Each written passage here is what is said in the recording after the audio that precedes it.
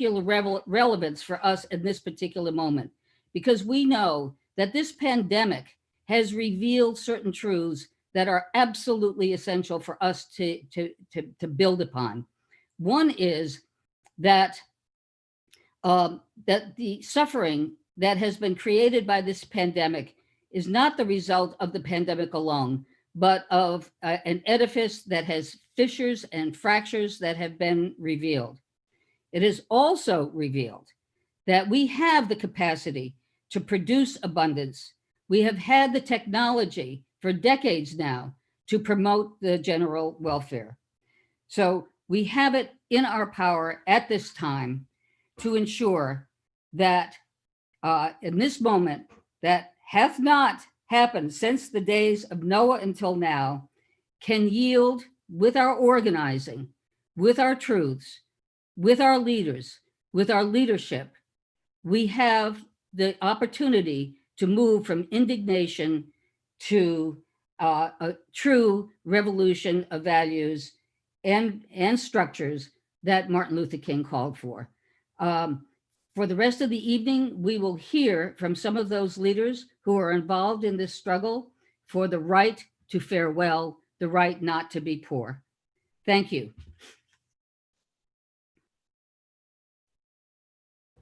Thank you very much, Mary. I appreciate it. We are now live on YouTube. I'm going to be sending that link out again to folks. We are sorry we did have a little bit of technical difficulty. The Zoom account is not in the same sign-in as the Facebook account, so we are learning as we go. And we are now live on YouTube. We will blast out that to everybody. We really appreciate your patience. And thank you, Mary. That was amazingly powerful. We have it recorded as well as now being live on YouTube.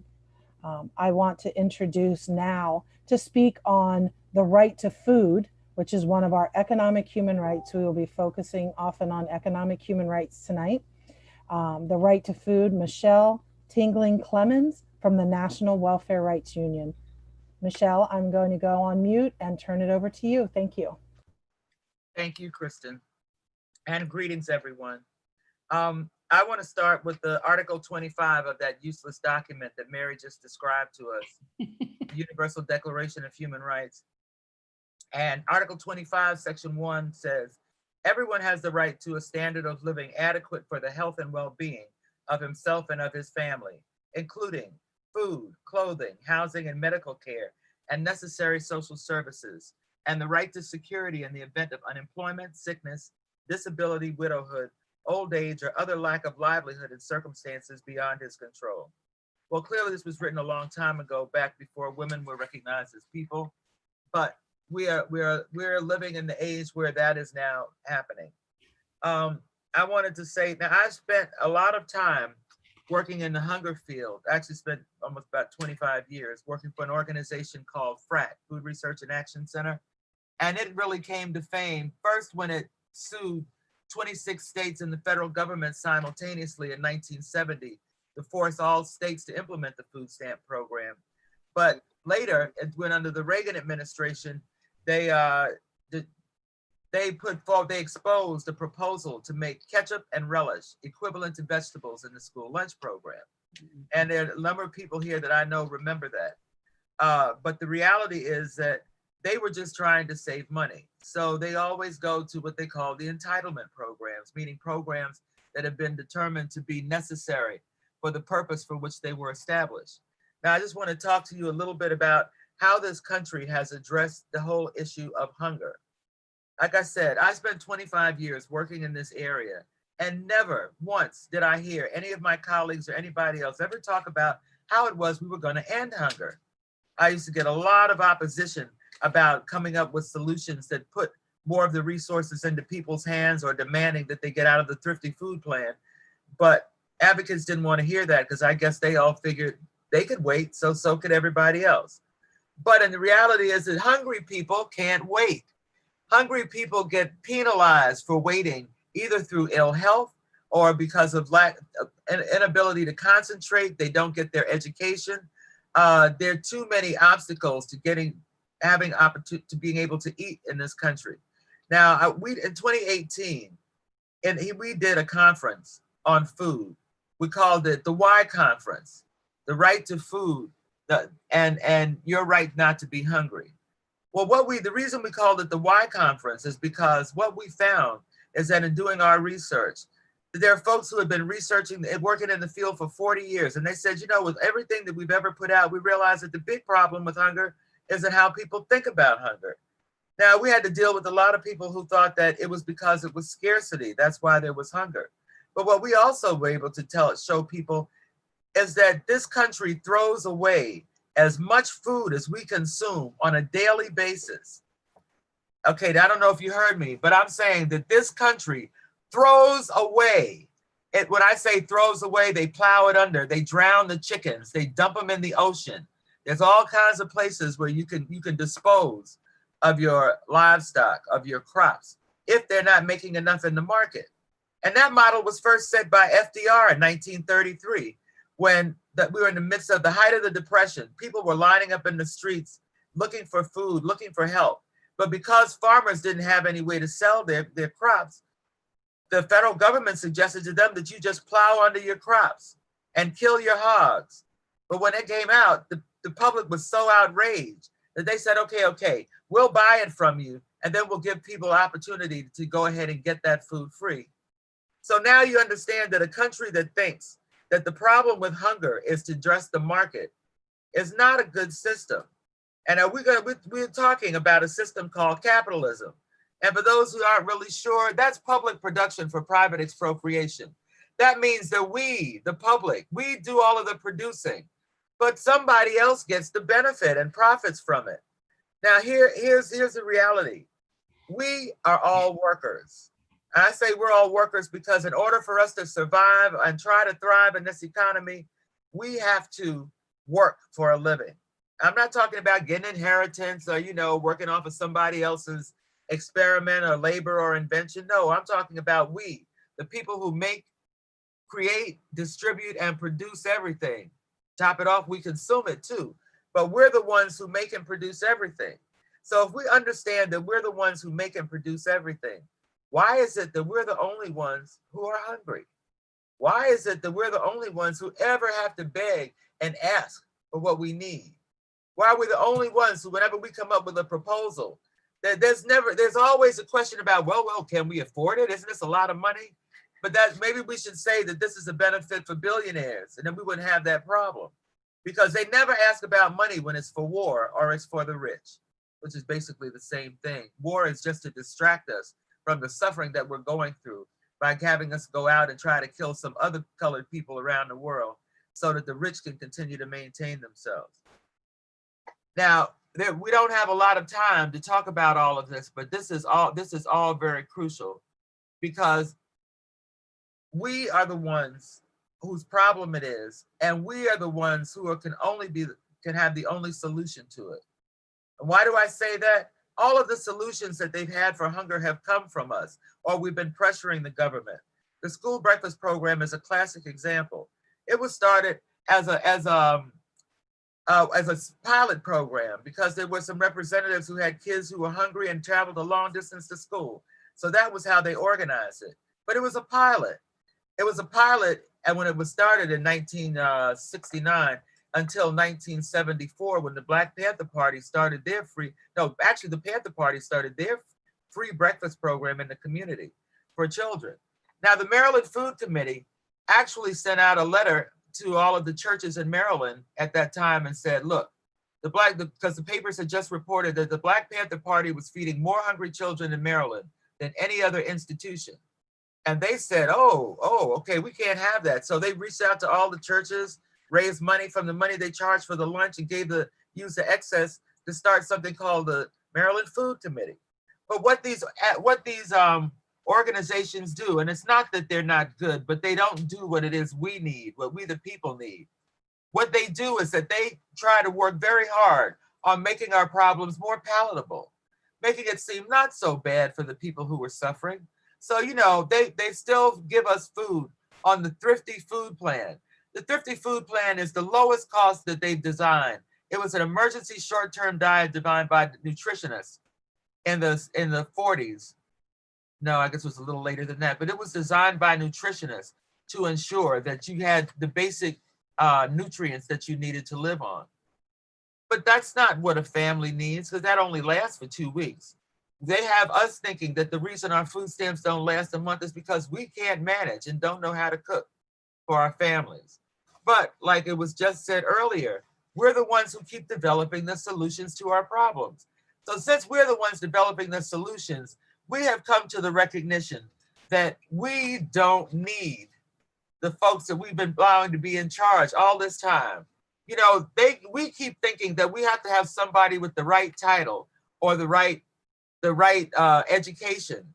But I remember was being in college, and one of my friends said, where I'm from, I learned that BS is BS, MS is more of it, and PhD is piled higher and deeper.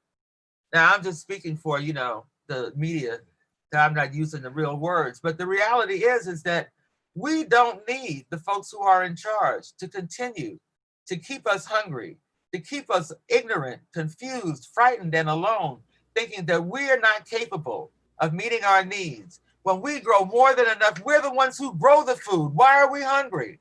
That's unacceptable. We are not going to take it anymore. You probably don't know, but the National School Lunch Program was the first bill passed after World War II. You know why? Because it was decided that it was a major failure of this country not to feed its young people, because so many young men were nutritionally unfit for military service when they went to enlist. So that's right. That's the country we're living in. Those are where the policies are coming from, and that's why we decided that we want what's ours, and we're coming to get it too. Thank you, Michelle. Wow, thank you so much. That was awesome. We are going to now turn over to Rick Tingling Clemens with the National Welfare Rights Union, and he will partner up with Elizabeth Davis from the Washington Teachers Union to discuss our right to education.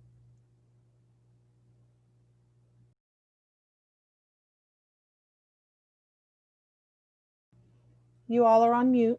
Right. Awesome. Thank you. I'll pass it over to my good sister, Liz. I'll start off with one basic statement. When America started, it was against the law to teach a Black person, a person who looked like me, how to read and write. It was against the law.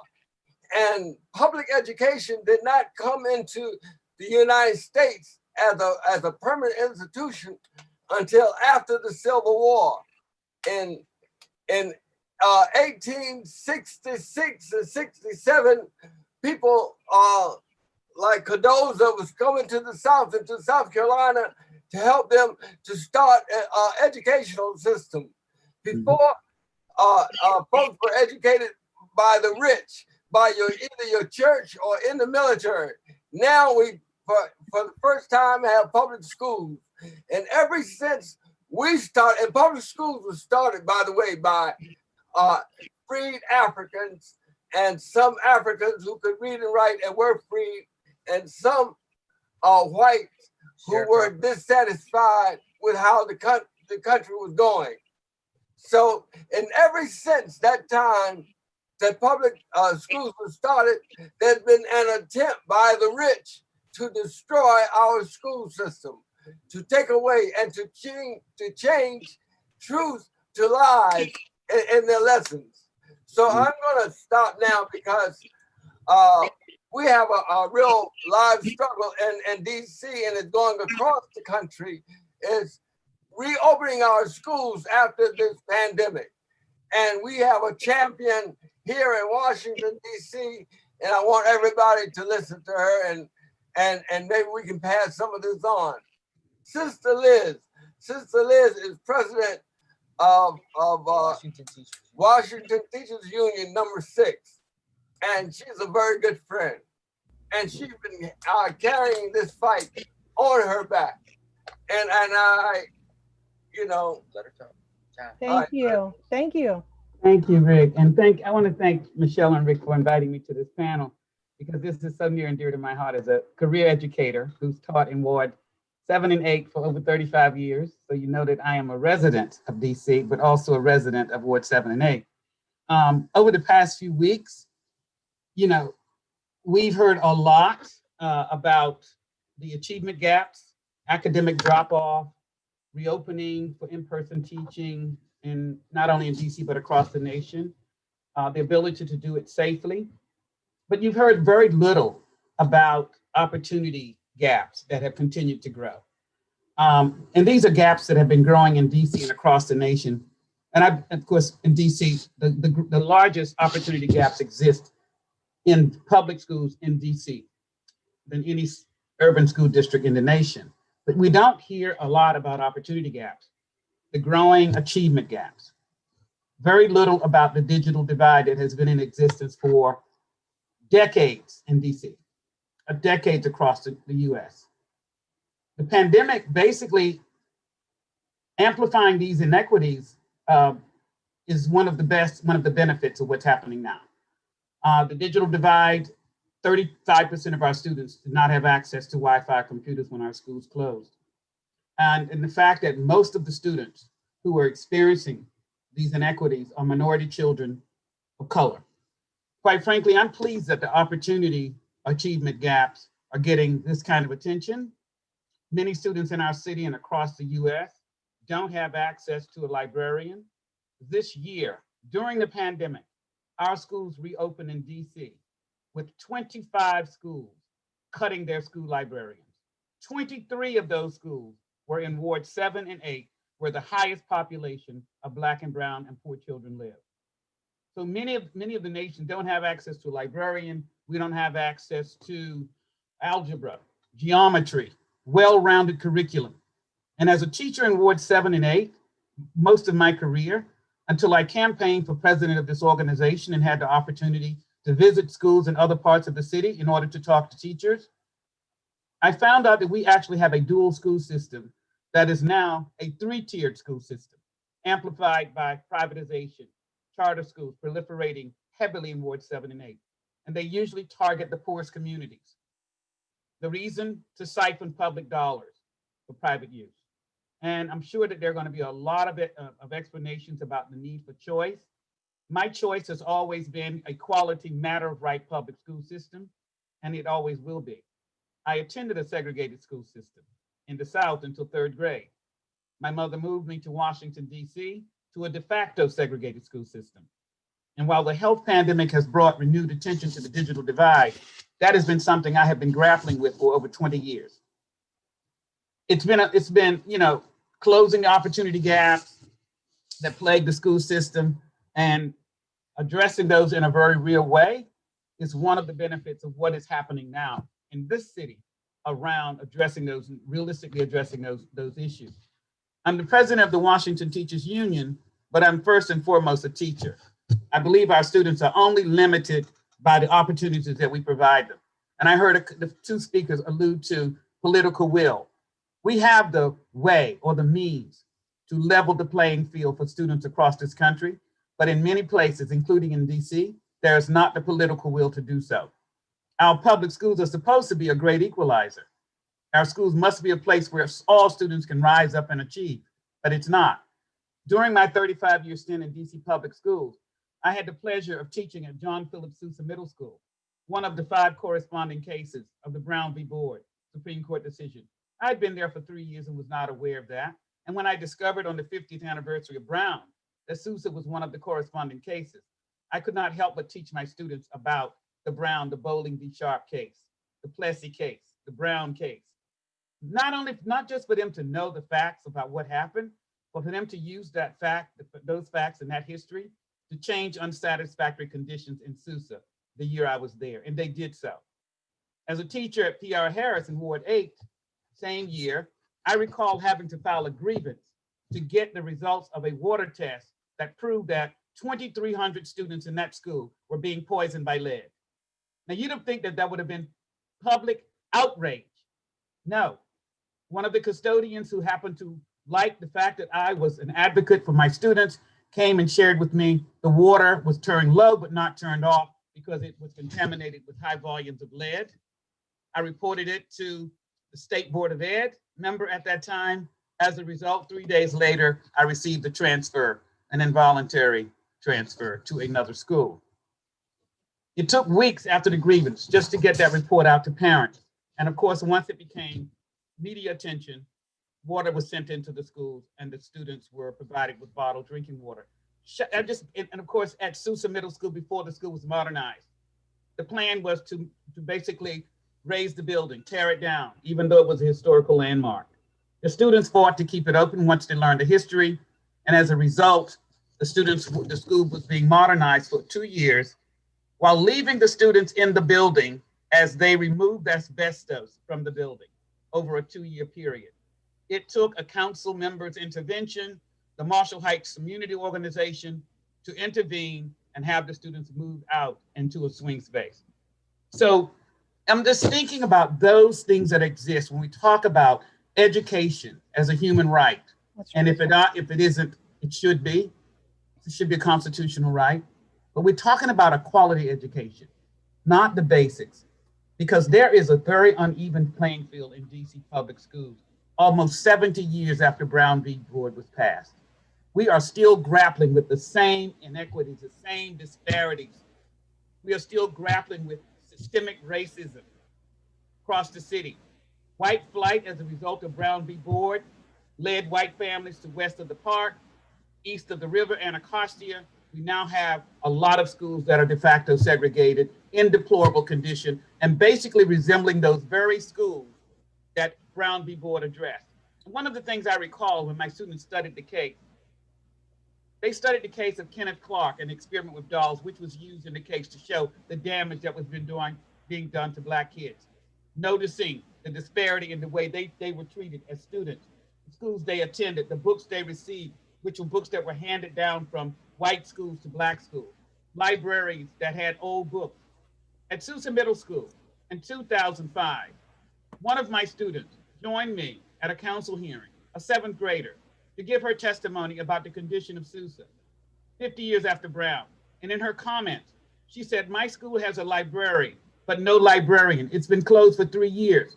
And when we complained about it to the principal, he unlocked the library to allow us to just go in and use it during our lunch period. She said, but the same books are in the library that were there in 1953. Another example of that. Michelle, we're gonna have to switch, but we will have more time in the question answer if that works for you. Did you want to make one last point? Yes, I just want. Okay, perfect.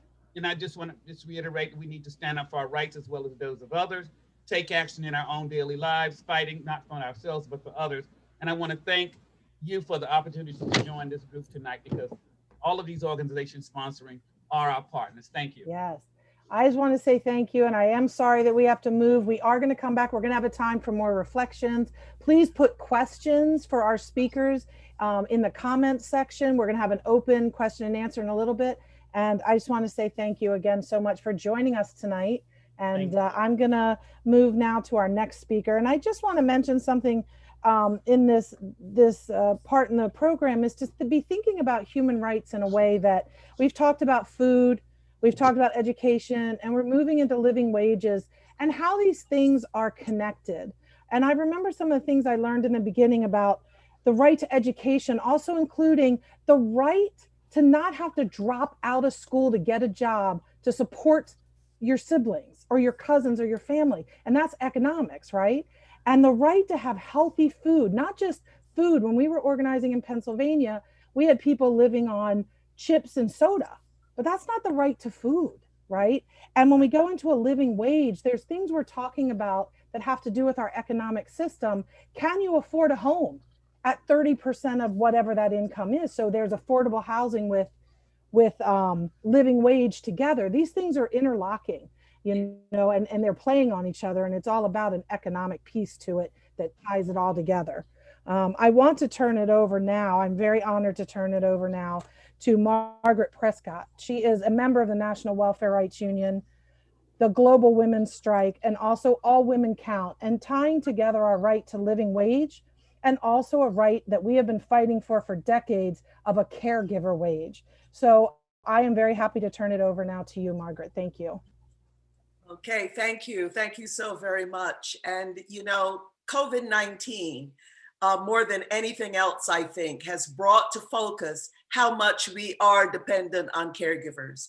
The mothers, the grandmothers, the aunties, the men who are unpaid primary caregivers at this time of the coronavirus are actually frontline workers, although they're not seen as such. They're joining our sisters and brothers who are low wage essential workers and who are paying a very, very heavy price for COVID. The toll is very heavy. Now, while increasingly there are articles appearing in the mainstream press about the importance of caregiving and caregivers at this time of COVID, some are even full of heavy and some shocking statistics about the economic value that unpaid caregivers give to society. But none of them, not one of them, recommend that we get some money, that it is a job that deserves, that has earned the right to a wage. But every day and in every emergency, unwage and low wage caregivers, urban and rural, mostly women, but some men, often immigrant women, struggle to protect and care for people of every age and condition. Even mothers in prison try to do as much as they can to care for their families from the inside. Now, way back in 1980, the International Labor Organization estimated that women do 2/3 of the world's work for 5% of the world's income. Today, women and girls worldwide do more than 3/4 of all unpaid care work, a total of 12.5 billion hours a day. We want people who are doing the work and growing the food, who are caring for the environment, to get a care income that is adequate so that we can do that work. Or if we don't want to do that work, find another way to organize the work, whether it is in a collective, social organizing, by street, by village level. I'm from a village, I'm from the little island of Barbados, in the family, or whatever ways we feel people we care for and ourselves are satisfied with. A lot of what we need in our communities are work that we may want to do and have earned the right to be paid for it. We want choices to take care of our babies ourselves or to put them in safe, affordable childcare. Every mother knows how unnatural it feels to leave our babies in the care of strangers, but for so many of us these days, we have no choice. But to trace back the movement for a caregiver wage in the United States, we have to go back to the mid-1960s. I think it was 1965 when the late, great Johnny Tillman, who was president of the National Welfare Rights Organization, said, I'll quote Johnny, "If I were president, I'd start paying women a living wage for doing the work we are already doing, child raising and housekeeping. The welfare crisis would be over." Just like that. Housewives would be getting wages too. That's Johnny Tillman. And though I was in New York City at the time and worked with Beulah Saunders, another great from the National Welfare Rights Organization, we all met up in 1977 at the first congressionally mandated Conference on Women. And guess what? They had a resolution there on welfare that was a workfare resolution. So Johnny and Beulah and Frankie Jeter and Christine Marsden, myself, I was with Black Women for Wages for Housework. We got together, we threw out that resolution and we wrote it and we opposed workfare. Here's what it said. The elimination of poverty must be a priority for all those working for equal rights for women. And just as with other workers, homemakers receiving income transfer payments should be afforded the dignity of having that payment called a wage, not welfare. After 1977 victory, although workfare was being introduced by states, starting with Wisconsin and others, but it took 20 years, 2 decades, before the powers that be were able to federalize it with welfare reform. Okay, so that was Houston. But there's another part of this story, because across the pond in Europe, in the UK, in Canada, and in fact, all Western nations across the world, mothers get a child benefit, a payment that is not means tested. We don't have it in the United States, as powerful as we think they are. We are. But it is only now that there's a piece of legislation in Congress called the American Family Act that is trying to implement a kind of child benefit.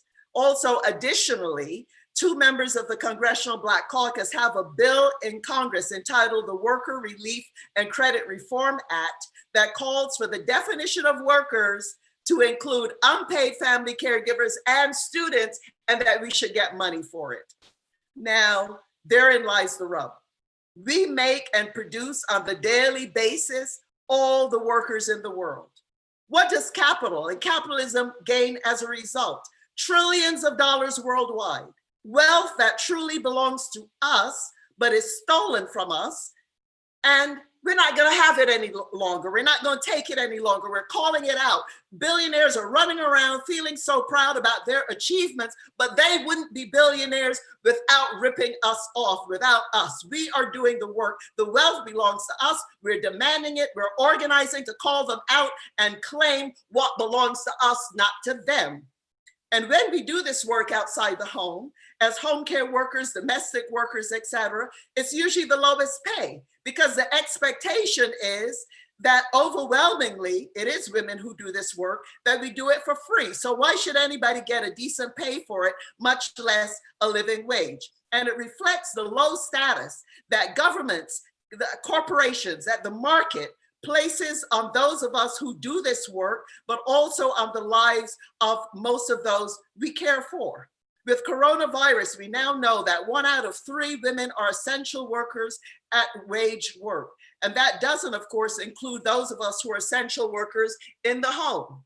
And the market values unwaged work at $10.8 trillion, but never suggests that we should get any of it, because the trick is we're exploited. We do the work. They're creating everything and everybody. They keep the money, and then they treat us as though we are lazy scroungers, as though we're just charity cases, when in fact, as Michelle said earlier, and Mary BJ, we are doing everything. We took our case to the UN. I don't have time to talk about that now. We won a resolution about valuing and counting the work. It took us 10 years, by the way, to do that.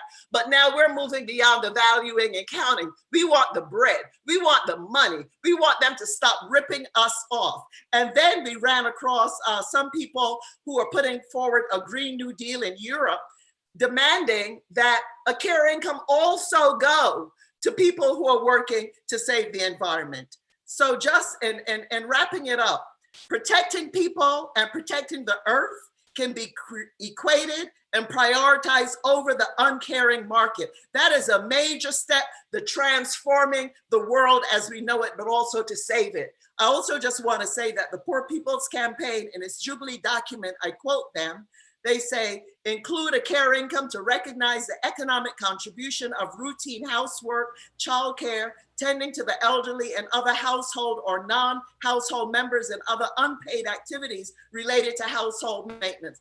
That's the PPC, but let me just end with a really short thing from Brother Marx. I think some of y'all know who he is. So yes, we do want a living wage for all. We want a care income on top of the guaranteed income. We're not interested in maintaining the stranglehold of capital of the market over all of us. You know, Marx said you can count on human beings to make more workers. Those who are capitalistic minded don't want to value what we do for ourselves, for our class. They only want to value us if we work for them. We want to break with that, because while we're demanding wages, we know our work is invaluable. And here's what Marx said. It's in capital, page 638 in volume 1. I'll end with that. All progress in capitalist agriculture is a progress in the art, not only of robbing the worker, but of robbing the soil. All progress in increasing the fertility of the soil for a given time is a progress towards ruining the more long-lasting sources of that fertility. Capitalist production, therefore, only develops the techniques and the degree of combination of the social process of production by simultaneously undermining the original sources of all wealth, the soil and the worker, the land and the people. And I'll end there, because we want what's ours. And as our sisters and brothers in DC says, and we're coming to get it. Thank you very much. Ooh, thank you. That was awesome. Thank you so much. We are so glad to have you with us tonight. I have the honor now to turn it over to another one of these powerful organizers that has been doing this for decades, Maureen Taylor. Maureen is with both the Michigan Welfare Rights and National Welfare Rights Unions, the Poor People's Campaign Steering Committee, and the National Welfare Rights and Michigan Welfare Rights have really been on the front lines of fighting around our right for water. And you know, if you've been following this fight, it's horrible. I just heard somebody testify that their child had never drinking any water that didn't come from a bottle. And we have a human right to health. This also falls under human right to health, human right to live without being poisoned. And I would just am very honored to turn it over to Maureen Taylor, a fierce fighter on the front lines for all of our human rights. Maureen, I'm turning it over to you. Thank you. Wonderful, wonderful. And I bring you greetings from Michigan Welfare Rights in Detroit, Michigan. I'm going to refer to the same human rights article that is one of our favorites, and that's article number 25. And what it says, it starts off with everyone has the right to a standard of living adequate for the health and well-being of that person and their family, which includes food, clothing, housing, medical care, and all the necessary social services. Then there's another little section near the bottom of that same article, section 2, that says motherhood and childhood are entitled to special care and assistance. And that means children, whether born in or out of wedlock, shall enjoy the same social protection. So what I did in preparation for my comments this evening is I went and got the family Bible, and I went and got the King James Version of the Bible, and I took a look at how it is divided. And in the Old Testament, it goes from page 1 to page 703. All kind of people are quoted in the first section, the Old Testament. But then you get to the New Testament, and it goes from page 1 to 219. So I thought, well, why should there be 1/3 at the end and 3 times as much in the beginning? And I opened up the family Bible, and this is the one my parents got. I guess it says 1963. And on the fly page, what it says is, ask and it shall be given to you. And it says, seek and you will find. And then it says, knock and the door shall be opened unto you. And that comes from Luke 11 and number 9. And what I would say to all that is participating in this, we haven't sought right, we haven't asked right, and we haven't knocked loud enough. We already have the authorization to go ahead. And my guess is that according to scripture, when Jesus showed up and said, y'all don't have to believe in all that other stuff no more. We're going to do some different things. And the way we're going to change this is that you have the right to live through the birthing process and have all these things. And that's what the message is that I like to speak on for this evening. A standard of living is what it calls for. And I don't think they were talking about trying to figure out how to live the way the folks in the Old Testament and Mary and Joseph, the way they lived. I'm not interested in a shack. I'm not interested in living out in the prairie. I'm a city girl, and I like city kinds of things. So my guess is that the opportunity to live a life that's based in an economic opportunity that exists at the same time I'm here, that's what I have a right to. Just like the Bible, aspirational, foundational document, I believe that the Declaration of Human Rights is an extremely important document because it says, even in 1948 when it came, it says these are the things that you are supposed to have a right for. And that's 72 years ago. And we still don't have those things I heard some of my colleagues talking about. This is a document that expresses that human beings need to be able to live a certain kind of way. And in Detroit and in Highland Park and in Michigan, we have been fighting for a long time for access to water whether or not you can pay for it. How outrageous. You can't live a long time without water. Yet people in my state and certainly other states across the United States of America and other places have been fighting for access to water and sanitation. So I want to express the fact that there is an economic theme that goes through every one of these articles. You have the right to education, like Miss Elizabeth said, whether you can pay for it or not. You have the right for to be able to breathe. You have the right to be able to have health care. You have the right to be able to have all of these things, and they have already been foretold. You have those rights. I look at the fights that we're in, and for those of you that don't know, we just 2 days ago, a tremendous victory was put together and announced. We have been fighting the mayor in Detroit, some of the mayors in Highland Park, and some of the mayors in Flint, Benton Harbor, and other places for a long time, demanding access to water and sanitation. And the tool, the vehicle that we have always stressed is that we have to have a water affordability plan. And that water affordability plan is based on folks being able to make payments based on their income. So water and utilities and all the rest of these things that we've been talking about for the last night or for the last hour or so are items that we have already been told we have the right to access those things. And I go back to this biblical verse. It says again, ask. Well, we ask. It says again, seek. We've been seeking.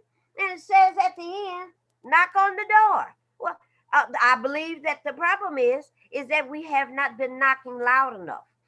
So when my colleagues say what we are saying is that we have done those things. We have asked, we have sought, we have knocked, and nobody has answered. I believe that's a song. Somebody's knocking on the door. Somebody wants to be let in. It is now time to do what my colleagues have already indicated. What we have to do now is to go forward. Somebody has our rights and has decided that they will tell us when we can have access to these things.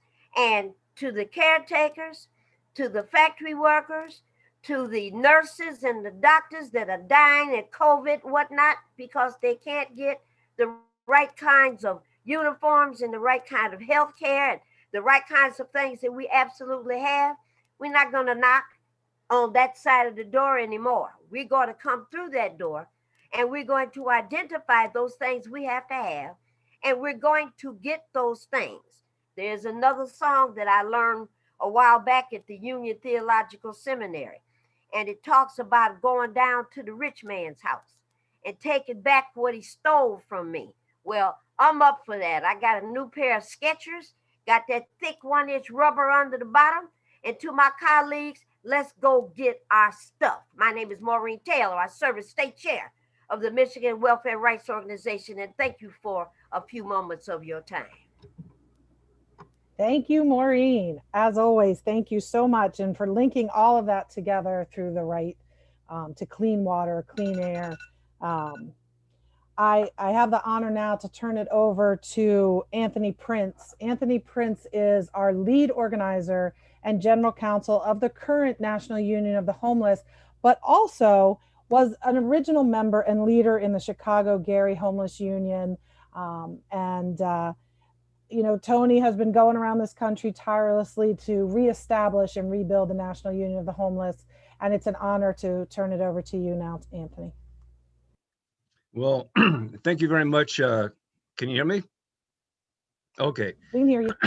Well, I'm fighting a cold, but I'll do the best I can here. And thanks so much, Kristen, for that introduction. And I want to express how honored I am to be part of this presentation, this outstanding group of fighters, some of whom I've known for a long time. Others I hope to get to know as our struggle goes forward. I think that, as you guys know, this event tonight is being co-sponsored by the National Union of the Homeless and the National Welfare Rights Organization, we have drawn extensively the lessons of the National Welfare Rights Organization.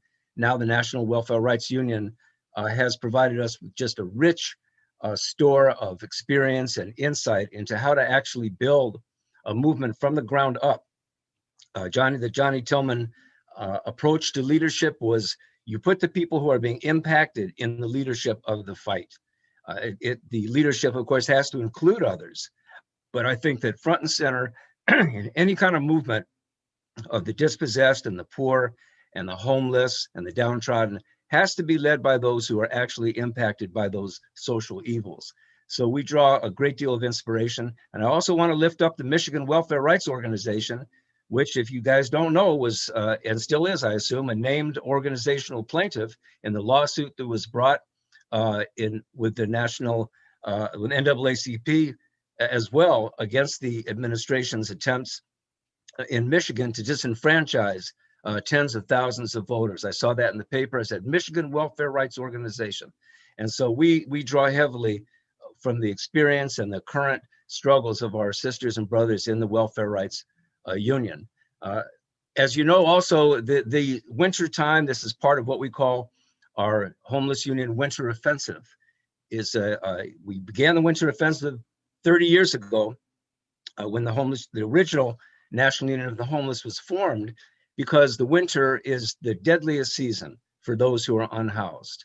It's just become a commonplace fact of life that every winter we see people that unable to afford traditional housing perishing on the streets and the alleys and the rural areas, the woods, under the freeway overpasses, by the railroad tracks, bodies that are not even given the decency of a burial, or carted off to potter's fields and dumped in mass unnamed graves. This is just a national disgrace, a national tragedy that we've seen every year and continue to see. But this winter, we're determined to say, housing now, no more death in the streets. And I want to echo what Elizabeth Davis from the Washington Teachers Union pointed out, and that is that the pandemic has, with all of its tragedy, with all of its death and all of its just extreme hardship imposed on so many people, nevertheless has allowed us to concentrate attention on long-standing grievances in this country that normally have no attention paid to them, or only have attention paid to them at certain times of the year. And that includes the issue of housing. And so my assignment tonight was to talk a little bit about the right to housing. And in the United States, as all the previous speakers have said, there is no statutory right to housing. And the United States of America did not sign that part of the Universal Declaration of Human Rights that enshrined economic rights, including housing.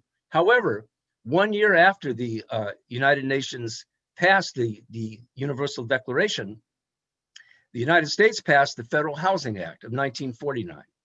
And at that time, President Truman announced that there were 3 million people living in slum and substandard housing, fire traps, he called them, and another 5 million families living in shared circumstances. In other words, homeless, doubling and tripling up. And that was in 1949. So even in the United States, where the powers that be refused to sign and create statutory, internationally enforceable rights to housing, they nevertheless had to address the question of housing in the United States. Of course, the program that was rolled out in 1949 failed miserably. Its objective was to create some 800,000 units of public housing, to do research into creating new housing, to address the issue of farm housing. But what happened as a result of the system that we live under and the dynamics of the system we live under is that more housing was actually destroyed than was created as a result of the Federal Housing Act of 1949.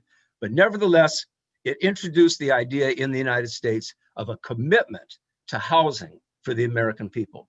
And I think we're living in a moment now, in large part because of the COVID-19 crisis, where the issue of housing and what happens when we fail to house significant numbers of people in this country. What happens when we put significant numbers of people at risk for losing whatever housing they have? subject to eviction and expulsion into a deadly pandemic. The COVID-19 crisis has laid bare just how connected all these issues actually are.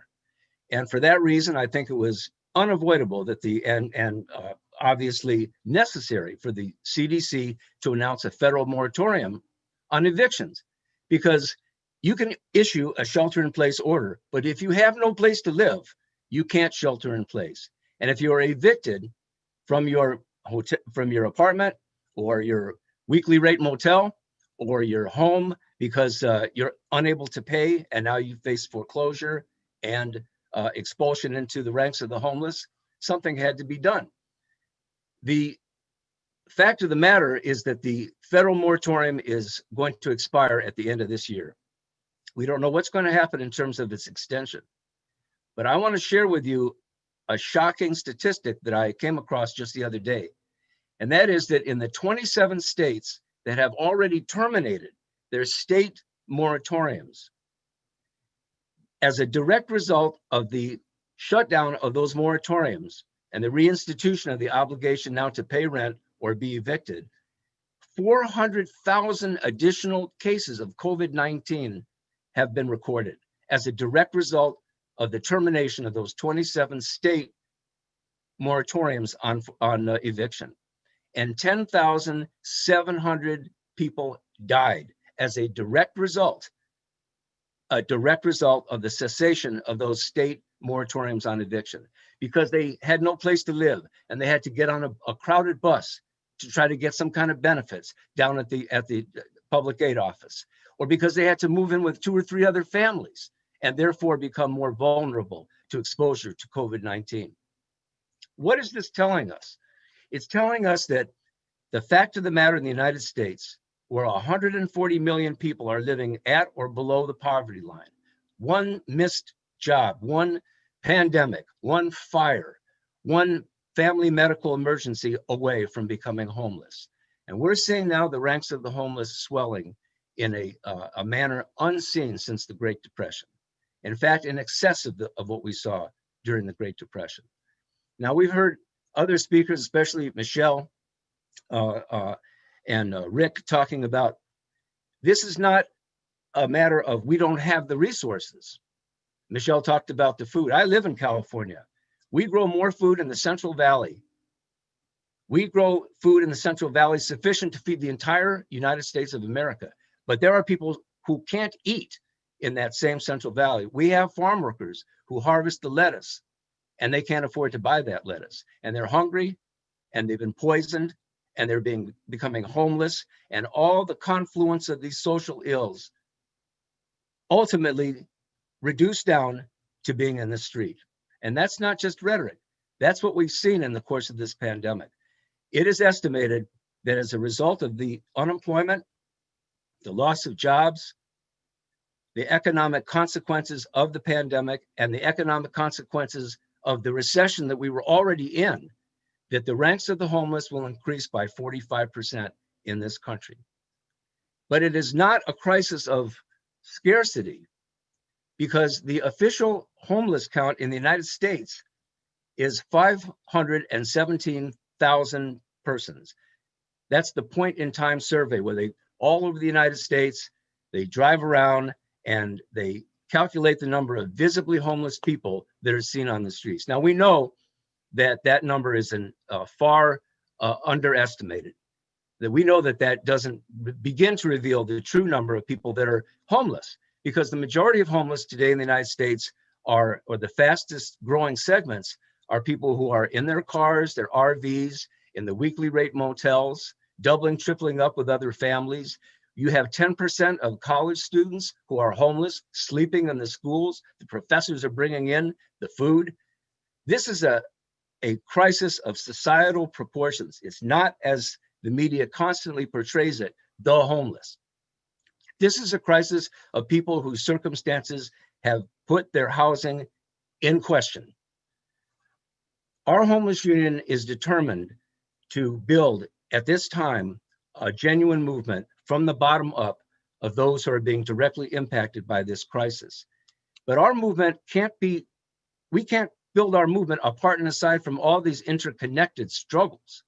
Just to give you an example, how can we fight for housing?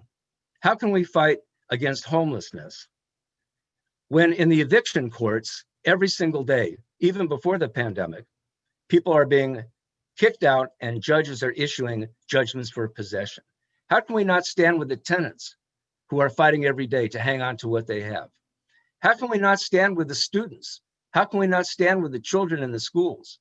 We have a McKinney-Vento Act, which supposedly allocates resources and creates a federal mandate to provide everything necessary so that a homeless student has an opportunity to academically succeed. But what we say in the homeless union is it's hard to do your homework when you don't have a home. It's hard to do your homework when you don't have a home. So how can we build a homeless union and a homeless union movement apart and aside from these students, apart and aside from just the wide variety of manifestations? And actually homelessness itself, we say, is the most concentrated expression of this poverty. The healthcare crisis, the percentage of people who are homeless today because they lost everything in a family medical emergency is 20%. 20% of all the homeless in this country became homeless because they lost everything because of the lack of health insurance. Thank you. Am I done? Unfortunately, you are. Oh, okay. All right. Well, listen. We will, if you wanted to make a last point, that'd be awesome. I will. That time goes a lot faster than you think it does. It does, doesn't it? I hear you. I hear you. All right. Sorry, I hate this role, but that was awesome, Anthony. Thank you. I'll just close with this, and I want to talk again with what Elizabeth Davis said, because Brown versus Board of Education really started when high school students had mass meetings to protest the conditions in their schools. And the lesson there is that we're the ones who have to spur this change. We can't wait for someone to come in and legislate or rescue us or advocate or speak for us. We're going to have to organize ourselves from the ground up. Thank you. Awesome, Anthony. Thank you so much. And like I said, we are going to be taking questions and have reflections, so people will have a chance to add on to their points. I have a great honor to now turn it over to somebody I am so blessed to organize with very closely on a daily basis, and that's Nizmi Zarenko. And Nizmi has been organizing to unite our class and has a quote from one of the classes we've all been taking together recently that has been raised up now as it's said in almost every class that we take. And she said, every day we're not organizing the working class, uniting across lines of division is a day we're losing ground. So to be thinking about that, right? We're losing ground. And Nizmi is a fighter that does this and exemplifies this every day as the co-founder and co-coordinator of Put People First Pennsylvania, on the executive board of the National Union of the Homeless, the co-coordinator of Pennsylvania Poor People's Campaign, and also launched with other leaders across the country to do exactly that, organize the working class across lines, the Nonviolent Medicaid Army. So it's my great honor now, Nizmi, thank you so much for being with us tonight to talk about the right to health. I'll turn it over to you.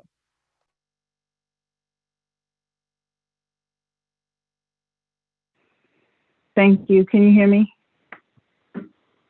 Awesome. Thank you, Kristen, and thank you, everybody. Really very honored and humbled to be part of this gathering, and I'm apologize for being late. I was organizing. I just, first of all, I want to say, I'm a student of this, international human rights framework and history and the way that it's really been used in our organizing history with the National Union of the Homeless, National Welfare Rights Organization. I'm really a student. I'm learning. I'm not an expert, and I really defer, and I'm just learning from all my elders on how this framework has been such a powerful tool for uniting our class and building power among the poor and dispossessed in this country and uniting us around the world with working class people across the globe. I know that when we started Put People First PA in 2012, and were determined to use a human rights framework, building on this legacy, this really long legacy of work that we come out of, and learning from other organizations organizing around healthcare with the human rights framework, like the Vermont Worker Center. We got this feedback that is like, well, you know, human rights, it doesn't poll well, right? We sort of heard from these advocacy groups and other nonprofit organizations you know, discrediting or criticizing human rights, partly because we know that our communities have been so dehumanized, right? There's a legacy of dehumanization that capitalism is predicated on. Capitalism is predicated on the dehumanization of groups of people. But I think that what we learned through using the human rights framework is that it's actually an incredibly powerful tool to unite our class and to humanize and to organize our class against that dehumanization that has been inflicted upon us and that has been part of our conditioning. So when we say everybody in, nobody out, and we use that rallying cry and think about it through the lens of healthcare, it unites everyone who needs healthcare across our fractured healthcare system, which is another manifestation of divide and conquer, right? Just like in all of these different systems, people are positioned and situated differently. It's the same in the healthcare system, right? There's folks who are on the Affordable Care Act, and there's folks who have Medicaid and Medicare and the VA and private insurance plans. And so instead of fighting in a fractured way, and fighting in a way that says, well, we're going to work over here on this piece, and we're going to work for a reform on this piece, and we're going to work for a reform here, and that's the best way we can do it. The human rights framework allows us to bring all of those sectors together to talk about, actually, we need a fundamentally different kind of healthcare system that places human life over profit rather than profit over people, and allows us to unite our class, right, through the human rights principles and looking at this through a human rights lens. So I want to just put that out there, that I think we've proven our detractors or some of the folks who we talked to in the beginning wrong when they discouraged us from using a human rights framework because of whoever, you know, whatever polling agency they said it didn't poll well with. It actually polls really well with the working class. And we know that our fundamental task is to unite the working class, to subvert the divide and conquer strategies of the ruling class, and to subvert the dehumanization that we've been subjected to. And so we do that, again, not by abandoning human rights, but by asserting human rights, by de-siloing our struggles, by stopping the misguided thinking that we can achieve recognition of our group separate from every other group. The human rights framework allows us to come together and assert the human rights of each group as part of the larger collective, as part of the whole working class, so that no one can be left out or marginalized as part of the whole. It allows us to unite all sections of the class, workers with papers and workers without papers, people of all genders, all abilities, and it allows us to get a total picture of the working class and the diversity of the class, including across geography.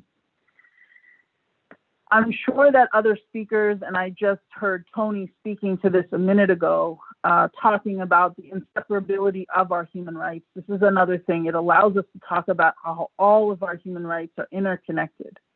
The fight for health is inseparably connected to the fight against state violence, the fight for food, for housing, for worker rights, immigrant rights. And the fight for health is really a lens through which we can understand the attacks on all of our class. We really see this healthcare as a very key issue, potentially a really key strength for our class, a place where our class can unite, a rallying point for our class, and a weakness of both sections of the ruling class. We could see in this last presidential election that neither major party had any kind of solution when it comes to healthcare. Neither of them put out a proposal to cover everybody in the course of a pandemic, a global pandemic. None of them put out proposals to how to actually solve the healthcare crisis for people, even now, in the dire conditions that we're facing, with a global pandemic layered on a global economic crisis, a crisis of evictions, a crisis of food, all of these things so deeply connected to healthcare. Neither party has a solution. So this is potentially a really key rallying point for our class and a key weakness of the ruling class. The pandemic is showing and laying bare how the profit-making capitalist healthcare system continues to rage. The virus is capitalist healthcare and the capitalist economic system. This is what is making people sick. This is what is making people susceptible to the virus in the first place. We have been working in Pennsylvania and across the country, as Kristen said, on this movement with the Nonviolent Medicaid Army, which is modeled after the Nonviolent Army of the Poor that Dr. King talked about in the first Poor People's Campaign, centering the 140 million people who are poor or near poor in this country and growing, centering the movement for healthcare around us, around the poor and dispossessed, in the interests of our class, not directed by ruling class interests, not a fight for healthcare that's directed from above, but a fight for healthcare that's directed from below. And seeing that people who are on or excluded from Medicaid are at the center of all of the attacks on our class. The crisis around housing and homelessness, state violence, mass incarceration, immigrant justice, and every single attack on our class is being waged on people who are on or excluded from Medicaid. And so again, the Nonviolent Medicaid Army is a militant force of poor and dispossessed people organizing across many states, using healthcare as a rallying point and a way to make the invisible visible and show that all of these attacks on our class are interconnected. We know that the ruling class has its sights set on ending entitlements, quote unquote entitlements, Medicare, Medicaid. The privatization is increasing, the consolidation in the healthcare system, and that this is a place where the ruling class sees as recession-proof, is continuing to put their capital. So, and developing, through this, through the healthcare system, advancements that relate to technology, artificial intelligence, and all of the technological and financial instruments are being applied to the healthcare system right now for the profit of the ruling class. I want to share a couple of quotes from healthcare workers. We're getting ready to have a nationwide vigil, online and offline, tomorrow night that you're invited to at 6:30 p.m. And we're centering healthcare workers who are being devastated by what's happening right now across the country. ICUs are filling up, our emergency rooms are in an emergency situation, and the hospitals are being overwhelmed. This could have been prevented. We knew this was coming, and healthcare workers are being traumatized by what's going on right now. And one of our members in Pennsylvania said, last week I saw a former patient with a cardiac rhythm disorder turned away from our clinic because he didn't have the right insurance. Later in the week, I met another patient who had gone a year before being diagnosed with a weak heart muscle because he didn't have insurance. And today I heard about a patient with a rare genetic disorder that can result in sudden death, get lost to follow-up because he doesn't have insurance. Insurance-based healthcare kills people. Profit-based healthcare kills people. And another quote from a healthcare worker in the prison system, in the state prison system in Pennsylvania. At the prison, we are 2 nurses to 138 patients, 2 of us charting 93 each. Our vacation time was taken away. We are not allowed time off.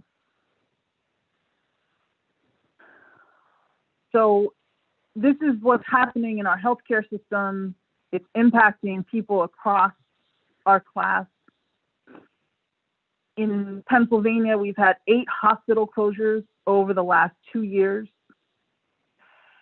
And as we organize to unite our class and to develop the clarity and commitment and connected and competence of our class, and we use the human rights framework and envision what it would be like to have healthcare as a human right, which many places around the world have shown us what's possible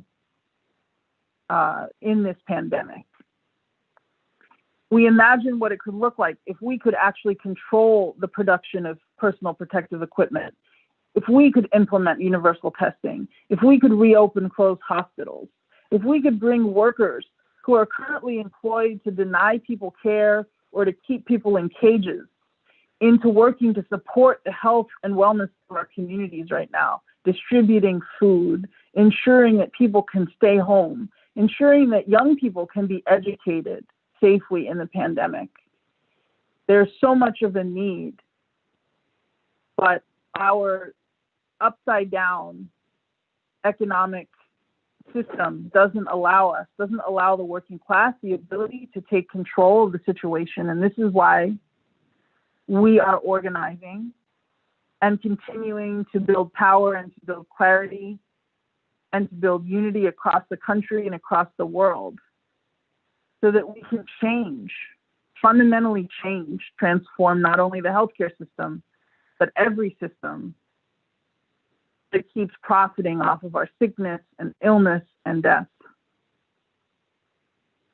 So I just appreciate the chance to be here with you all today and to continue to walk in your footsteps, the footsteps of many people who are here, who have laid the groundwork that we are continuing on and will continue to pass on.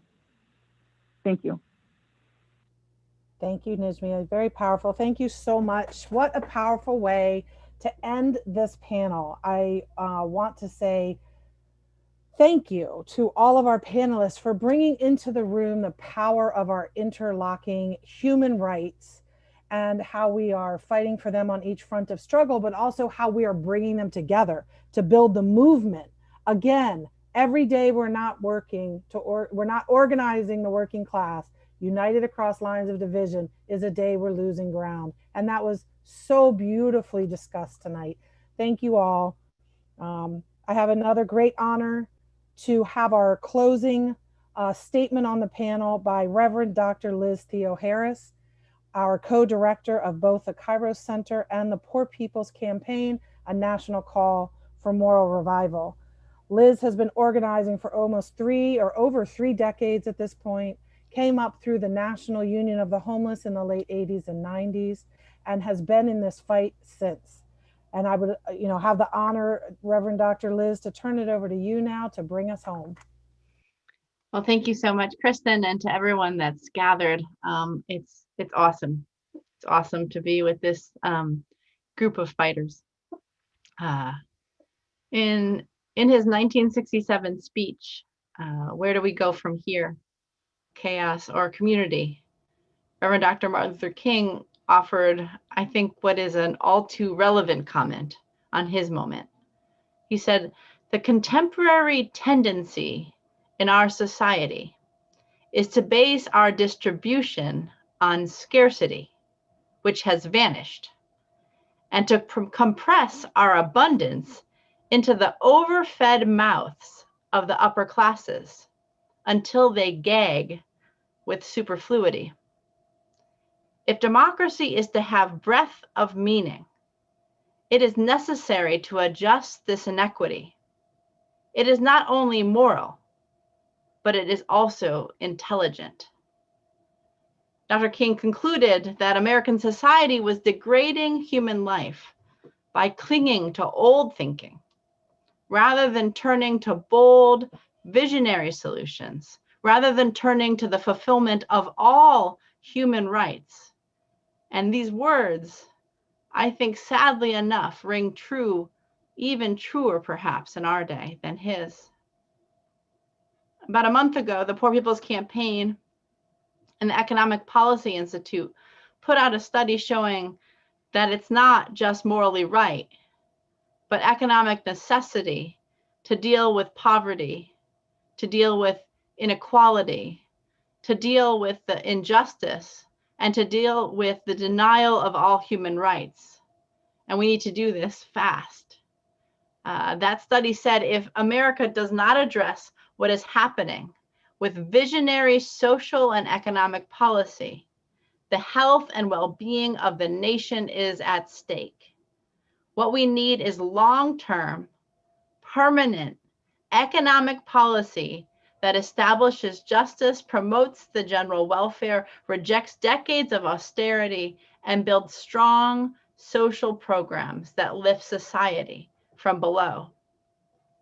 On this International Human Rights Day, celebrating the birth of the Universal Declaration of Human Rights, we must continue to organize and to fight to make all of our rights a reality.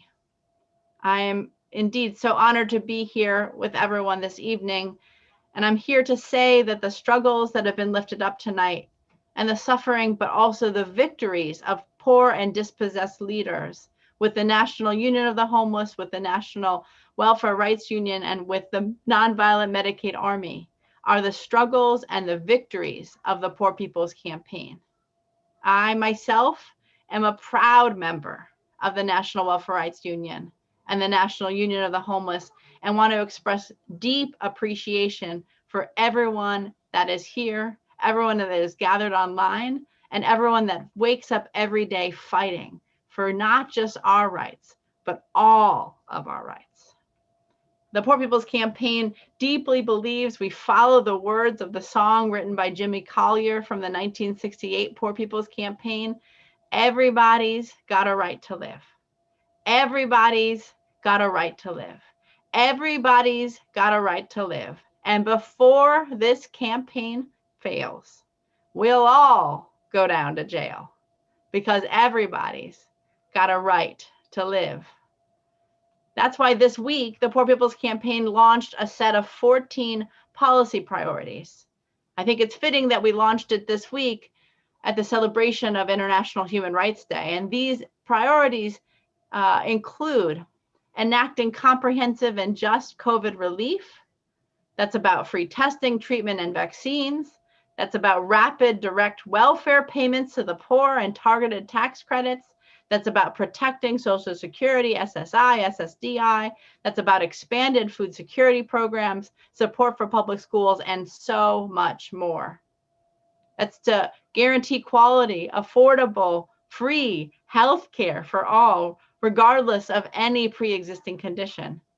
We're about raising the minimum wage to $15 an hour immediately, updating the poverty measure, and guaranteeing quality housing as a right to all. We need to enact a federal jobs program that builds up infrastructure, public institutions, climate resilience, and that benefits the poor, starting with the poor.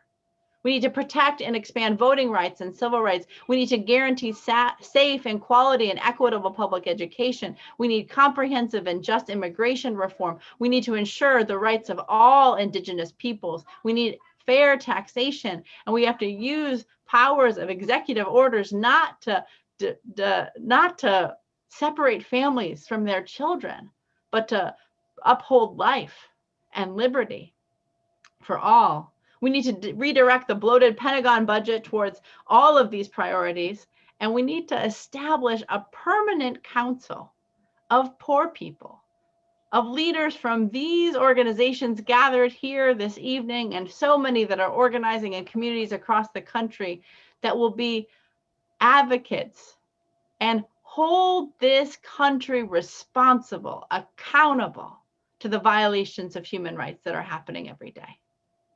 We are demanding justice, and we know that we can win it all when we come together and when we organize. As we all know, and what we've heard even this evening, is that this holiday season, this winter, beyond it, promises to be long, hard, and a dark portal into who knows where. As temperatures are dropping, COVID cases are rising, poverty and homelessness are being transformed into so many death certificates? How many of us know people, and not just one or two, but in so many numbers, who have died from poverty, died from racism, died from the mistreatment of women, died from this pandemic? But in this moment, in this season, we also could do well to remember the details of Jesus's birth in that manger in Bethlehem. As we all know, he was born a homeless refugee to an unmarried teenage mom. He had to flee to Egypt with his family when he was a baby because the ruling authorities already deemed that this poor Palestinian Jewish boy would grow up to be a threat to the established order of injustice. Poor shepherds and care workers, other essential workers, recognized in his birth that we could right the wrongs of society. We could protect the lives of countless innocent victims, that another way is possible.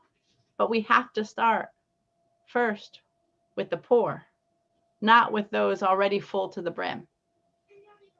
Yes, the story of Christmas celebrates the birth of this poor brown-skinned leader who in the Gospel of Luke is born to, quote, scatter those who are proud, to bring down rulers from their thrones, to lift up the humble. Jesus is supposed to fill the hungry with good things, but send the rich away empty. In a time when more children are on the brink of being born into poverty, into homelessness, into the lack of health care, into state-sanctioned violence, rather than, as Dr. King said, compress our abundance into the overfed mouths of the wealthy and corporations, our nation must recognize that scarcity could vanish. It's time to address systemic inequality. It's time for all of our rights now. And so we will organize, we will build power, and we will win.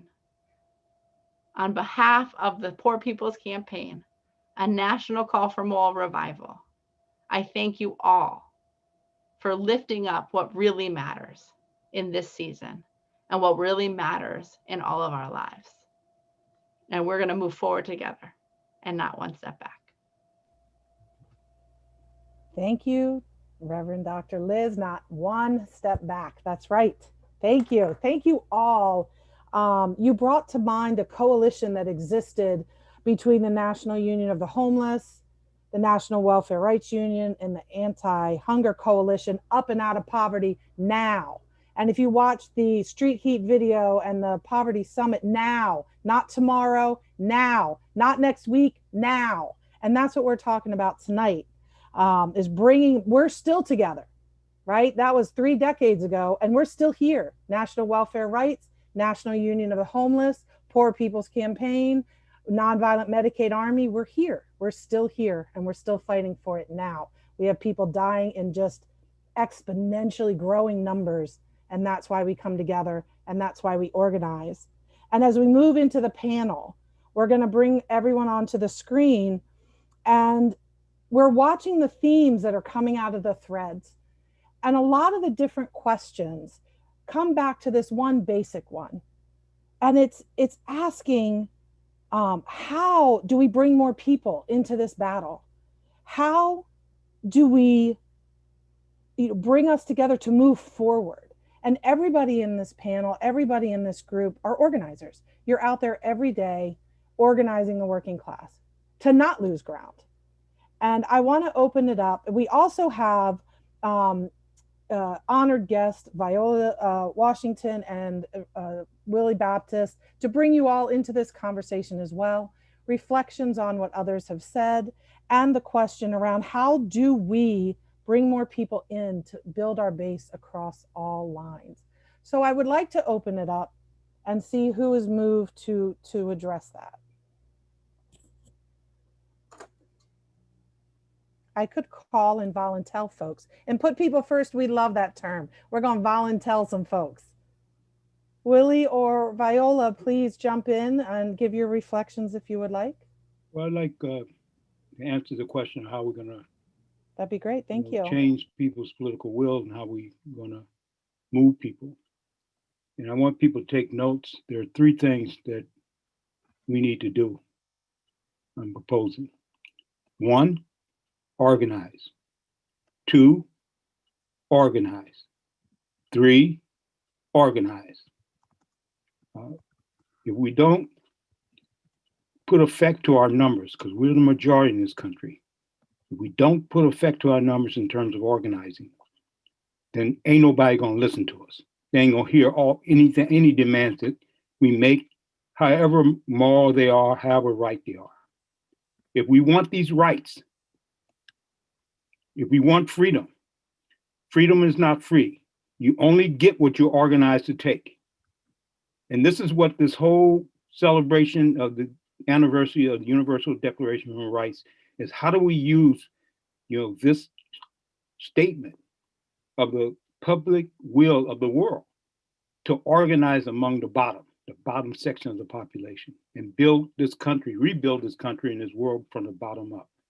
And so if we're going to bring in other people, we got to organize them into this process on the basis of the problems that they're having, and particularly around problems that they can die from. And that's these economic, social, education. These are questions of life and death. This is not about simply civil rights or political rights. This is about your basic needs. And right now, when this coronavirus, these issues are right there, hidden us and hidden people. And people are prepared to be part of organization that's going to affect their lives and change this country. So I would just underscore that message, which I think came from all the speakers. And I like to thank all the speakers for talking the talk. And I know all of y'all has walked the walk. Y'all just don't talk about this stuff, you're doing it. And I think you're inviting everybody to do the same thing that you're doing. So thank you for letting me say a few words. Thank you. Thank you, Willie. A mentor and friend, and deeply loved by, I'm sure, every single person on the screen and 100 people that are watching. Thank you so much. Viola, and also Marion, I wanted to ask if you wanted to come into the room as well. So I'm going to open it up to Viola. Okay. Hi, can you hear me? Yes. Okay. I just want to thank all the panel. It was so great. I mean, so informative and enlightening. I just really enjoyed the panel.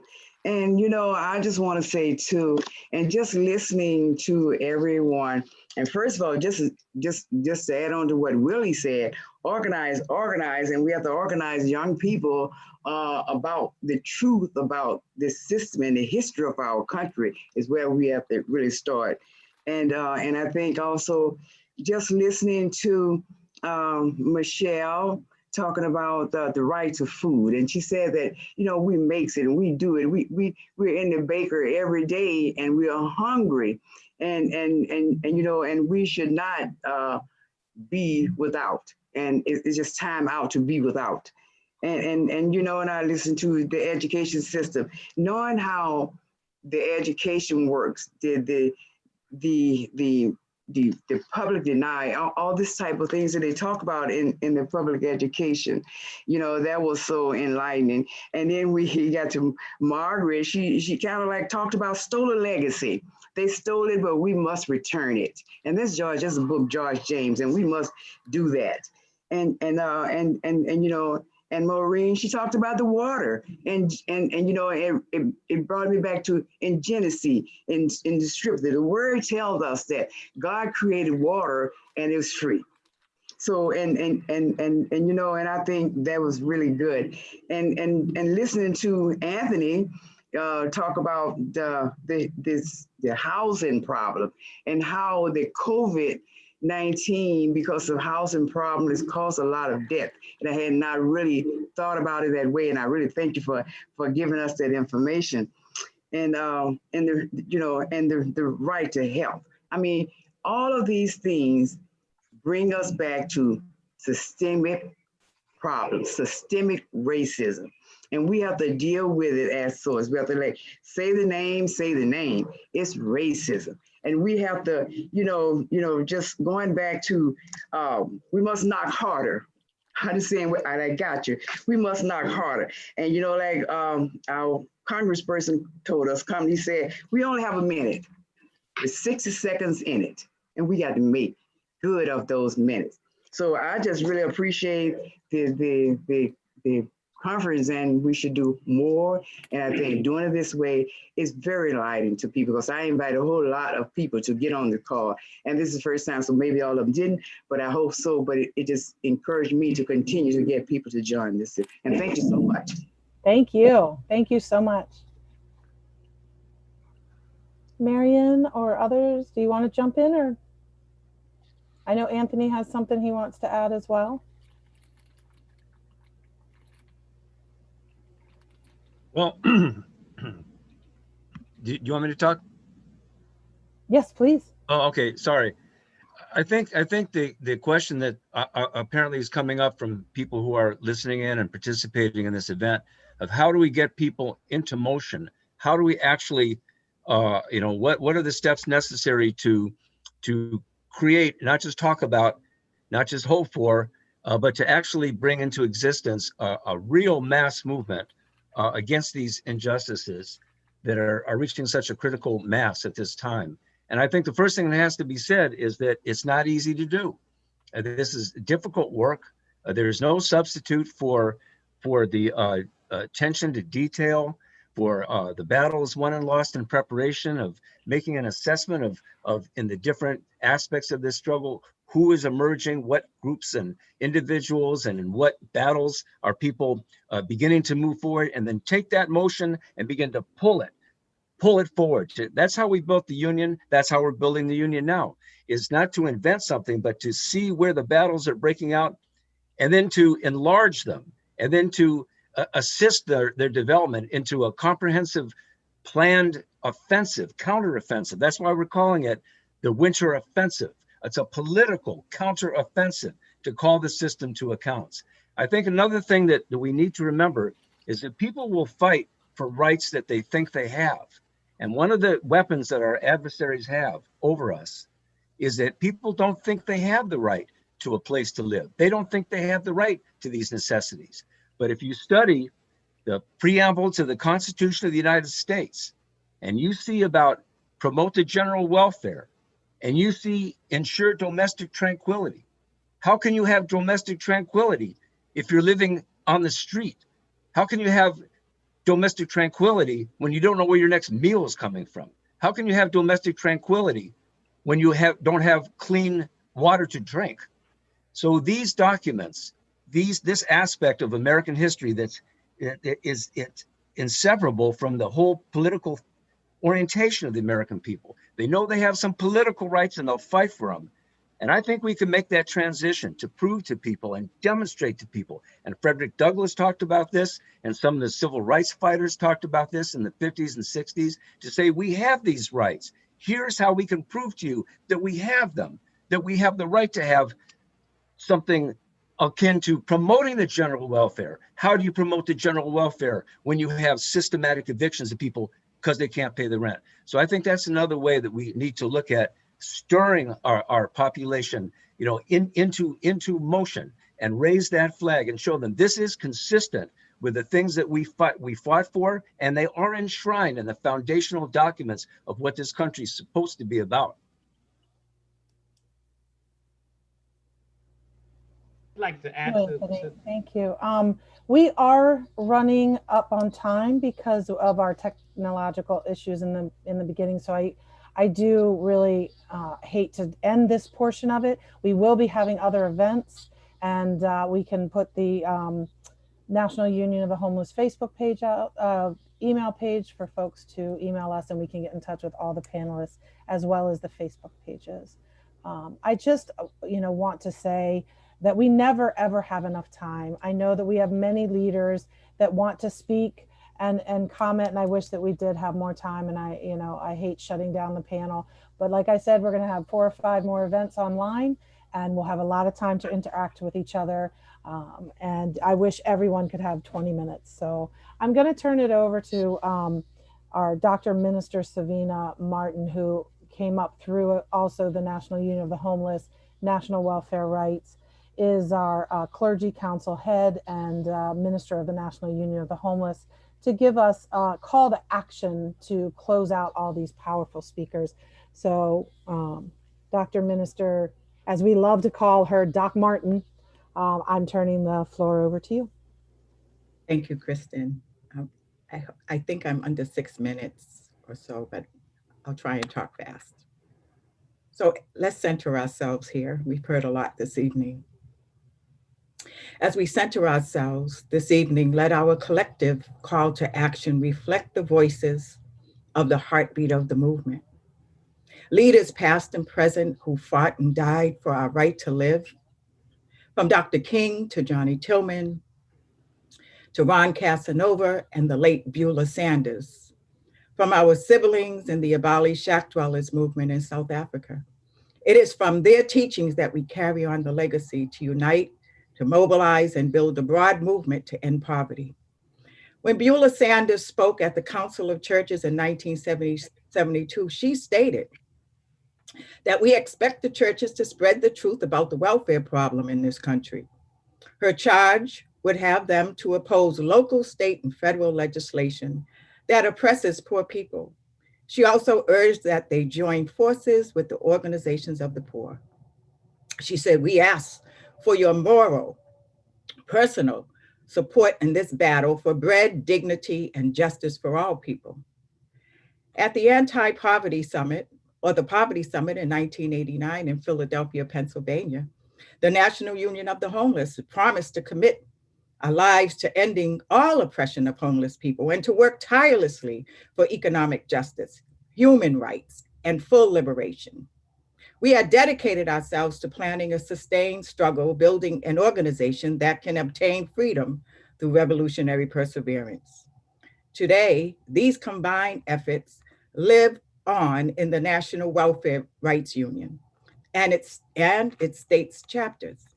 It lives on in organizations of the poor that do not call themselves welfare rights organizations, but are organizing the poor as a social force to move the nation, including Chaplains on the Harbor, Put People First Pennsylvania, the National Union of the Homeless, Raise Up North Carolina, and on and on. Michigan welfare rights leader Maureen Taylor says the economic conditions have pushed the struggle for the right to welfare to expand to the fight for all to fare well, which includes the right to water, like she said, the right to housing, the right to healthcare, the right to living wages and a union, and the right to be free from police violence and mass incarceration. We are clear that our rights as humans are in direct violation of the Universal Declaration of Human Rights. Our class is not being protected. We are being politically, legally, and economically dispossessed and violently assaulted while struggling for our right to live, our right to love, to be healthy, to eat, to learn, to sleep and pray, and to enjoy art and culture. Mainly to take care of our children, care for the sick and disabled, the shut-in, and to earn wages as stay-at-home moms. Our call to action is about education through the places like the University of the Poor, GBI, the Medicaid Army, Poor People's Campaign, and other working moms coalitions across the country.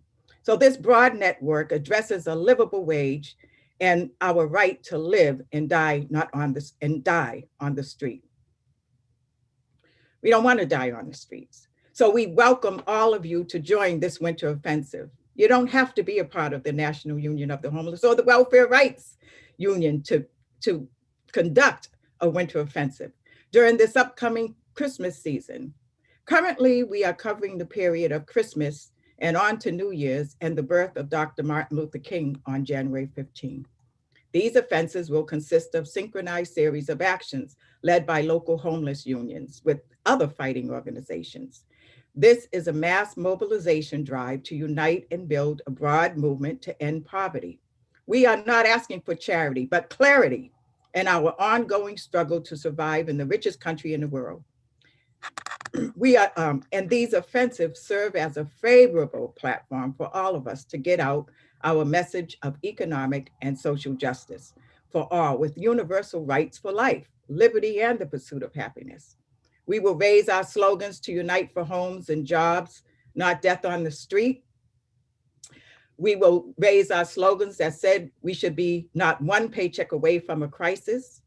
How can some worship a homeless person on Sunday and ignore them on Monday? And we will raise our slogans that says, if there is no housing, there will be no peace. The leadership of the poor across lines of division is critical to the success of a broad movement to end poverty. We heard testifiers today from various fronts of struggle who are closest to the conflict. It is our human right to demand the right for our basic breath of life, access to healthcare, housing, clean water, clean air, food, education, and a living wage. And lastly, I'm just gonna skip a little bit. For all of our warriors in the Welfare Rights Union here today, Mother Miriam Kramer, we stand on your shoulders. So thank you for the winds in your sails that carried us through the storms of protest in this school of struggle to mobilize and unite around our common struggles. We are here fully participating in our own emancipation. And like you say, Mother Miriam, we're gonna take up this fight. So let's get to work because we are organizing to take back what's ours. Join the Winter Offensive 2021. Thank you, Savina. Thank you. And I also want to lift up Maureen Kramer. I follow in your footsteps and followed you before you even knew who I was, when I was just wet behind the ears and begging Mary to let me in. And it's just such an honor to be on this panel with you tonight. I just want to say thank you to the speakers tonight and then turn it over to you to close us out. I want to say thank you to you for your legacy, your power, your love. You love so many people every day and lift us up and care for us. I want to say thank you to Mary. Mary leads so many people to this movement, and her history and study has been amazing. Michelle and Rick, your voices tonight on our right to food and education, and Elizabeth Davis to bring that to the table, that we have a right to education and to food without having to earn it. And Margaret bringing up our right to living wage and caregiver wage, that we work and we deserve to be able to eat and live and have clean water. And Maureen Taylor, Maureen Taylor, Maureen Taylor, your power is so inspiring, and to follow in your footsteps and to have worked with you this year has been amazing. And to lead our fight around water and around our right to health. Anthony Prince, I get to work with you every day, and it is a deep honor to fight for our right to housing, and not crap housing, affordable, beautiful housing. There are enough empty units to house everybody, and that's what we're fighting for. And Nijmi, you are my dear friend, and you are my mentor and my leader. And if I believe you put on Facebook very recently, if you are not fighting to organize the working class, you're not my leader. Well, I'm very blessed every day that you are my leader. And Dr. Liz Theoharis, I have no words. You have been special to me on so many levels throughout the years, and your power and your passion. And I just have to lift up your heart is the center of this movement. And I thank you for that. And Dr. Savina, you know how much I love you. There are no words. Willie Baptist, you have led me through the years on this fight for economic human rights, and I love you more than I could ever say. And Viola Washington, what a power to meet you and to have you with us tonight. And I'm just deeply moved to be here. Thank you for letting me into this space with you tonight. And Mama Marian, I'm gonna turn it over to you to leave us with inspiration and heart and passion. I've sit here all night listening, and I've been so proud of everybody. And quite naturally, I've had Carolyn here directing me on a lot of stuff. But it's so good to have these leaders out here. And people have asked, what do we do next? Well, talk to your neighbor and find out what's wrong in the neighborhood. I tell you, on a national level, this sucker that's in the White House is opening up the gates to, and fighting for water in the Great Lakes to be able to be there for the rich, to be able to use it, but not us. We cannot let them privatize the Great Lakes. We have to stand up and make sure we got enough houses throughout the country that we should be taking over and making sure that people have a decent home. This year, and then I look at welfare rights, we've been talking and we're ready not only to talk, but we're gonna be walking and everything else. We got enough houses here in Detroit alone to house a lot of people. It's criminal. And we have to not only say it's criminal, but we have to demand that these people that have been at the helm to get us into the position that we're in now and have to live. Look at here, I'm a senior citizen. People should not have to live and think where their food are coming from. If I'm gonna have health care and stuff like that, it is up to you new leaders. You can sit around and you can call us anytime. We can talk over the phone or what have you, because it's time for you to take a step into fighting for the benefit of the working class. Be we employed, unemployed, or what have you. It's like Johnny Tillman always said, we want to be in the streets, we want to be in the legislature, and we want to be in the courts. And if we have to remove all of them, let's do it. It's time for women, this section of women, to step up, and anybody else that think, that feel like we do. We cannot let this country get away with the genocide and everything else that has been happening out here. It's up to us, and we know it, and we're going to take our rightful place. Thank you for the wonderful program.